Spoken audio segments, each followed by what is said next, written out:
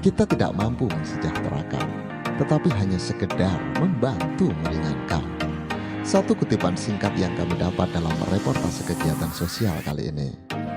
Sebuah kalimat yang patut digarisbawahi, ditulis dengan tinta emas untuk disematkan kepada mereka yang dengan sukacita turut serta dalam kegiatan sosial ini. Bedah rumah, ya, selintas pasti tergambar di benak kita. Membangun rumah yang tidak layak huni menjadi pantas untuk ditempati. Sahabat Raja Wali 7, kita masih berada di Banyuwangi, tepatnya di Dusun Bayaterjo, Desa Wringin Pitu, Kecamatan Tegalimo. Saat ini kita mengikuti kegiatan bedah rumah seorang warga yang tidak bisa kami sebut namanya. Bukan tentang apa, tapi lebih untuk menghargai privasinya.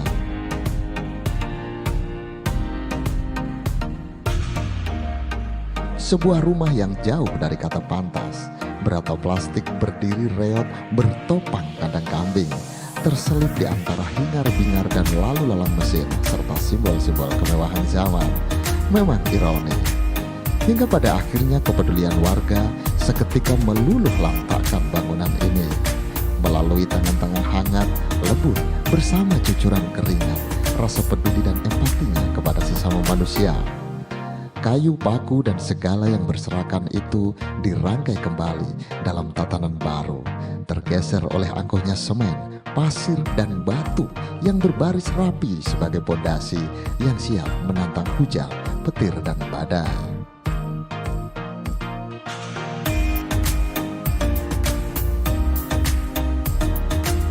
Ada rasa haru dan bangga bisa menjadi bagian dari kegiatan ini. Ternyata bedah rumah ini sebagian besar didanai dari dana pribadi kepala desa. Wasito, kepala desa Wringin Pitu, memberikan 50% atau separuh dari gajinya untuk kegiatan sosial.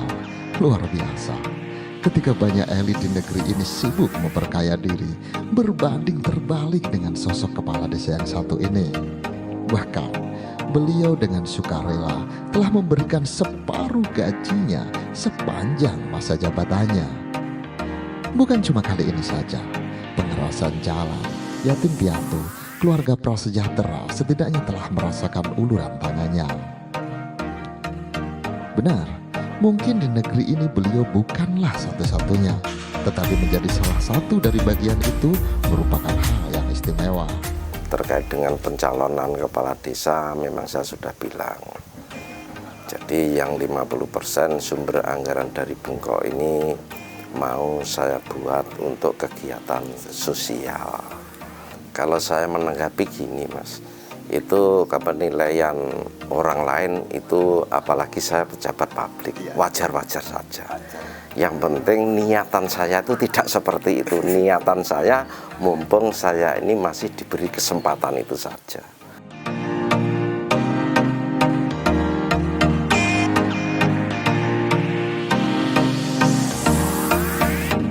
Karena hal seperti ini sudah tekad bulat, karena niatan menurut saya baik. Jadi kita hidup itu kalau mempunyai rezeki ya harus berbagi.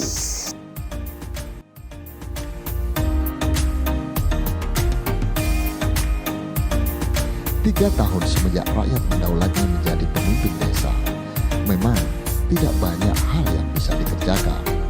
Keganasan sang corona dengan label COVID-19 memaksa negeri ini untuk tunduk di bawah kengeriannya. Tetapi dengan 50% gaji yang beliau sumbangkan untuk dana sosial, setidaknya mampu memberi seteguh asa dan memotivasi kalangan priayi untuk turut berpartisipasi.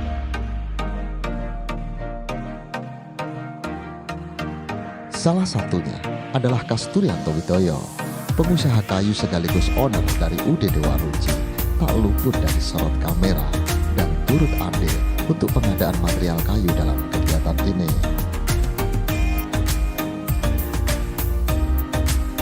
Entah sudah berapa banyak rumah yang ia bedah, ternyata kebahagiaan terbesar seorang dermawan adalah ketika ia berbagi tanpa menghitung untung dan rugi. Karena saya itu pertama adalah mengapresiasi terhadap langkah kepala desa yang rela menghibahkan haknya yang berupa tanah TKD dalam menjabat ini. Kalau saya dengar itu ada 50% dari haknya yang dihibahkan untuk kepentingan sosial. Gagasan bedah rumah ini sebenarnya sebelum puasa kemarin, karena saya melihat kondisi darurat rumahnya plastik. Cuman waktu itu Pak Kades sudah rembukan dengan saya, cuma beliau memang waktu itu belum ada uang. Kalau saya tiap saat ada karena kayunya dia di gudang tak ada terus karena kayu. Jadi beliau nunggu nanti setelah mendapat penghasilan gaji TKD. Akhirnya ini berjalan seperti ini. Nanti dipeluntir hanya pencitraan kepala desa, dan ini bukan pencitraan, tapi ini adalah keberpihakan pada masyarakat kecil. Itu meringankan beban saja, membantu meringankan beban. Kalau mensejahterakan itu sudah tingkatan tinggi, karena kesejahteraan itu tolak ukurnya kan diri kita pribadi sama Tuhan. Hanya Tuhan yang bisa mensejahterakan hidup manusia. Kalau pejabat saya rasa sifatnya cuma membantu meringankan beban masyarakat.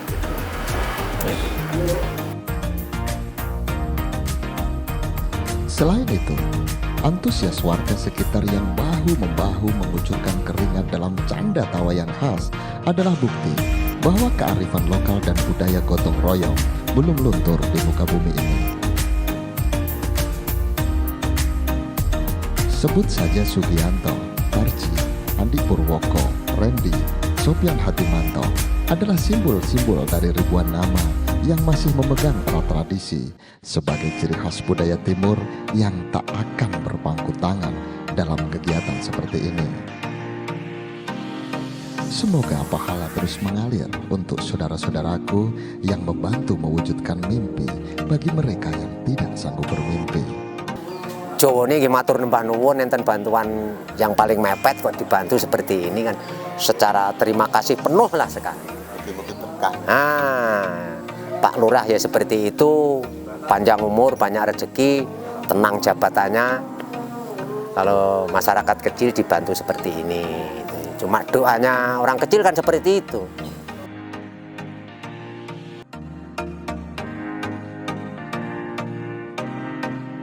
Sahabat Raja Wali 7, mari kita renungkan. Sebutir berlian yang terpendam tidak akan bernilai sebelum digali dan ditempa. Begitu juga kebaikan, jika disembunyikan tidak akan bisa menjadi suri teladan untuk hidup di kemudian hari.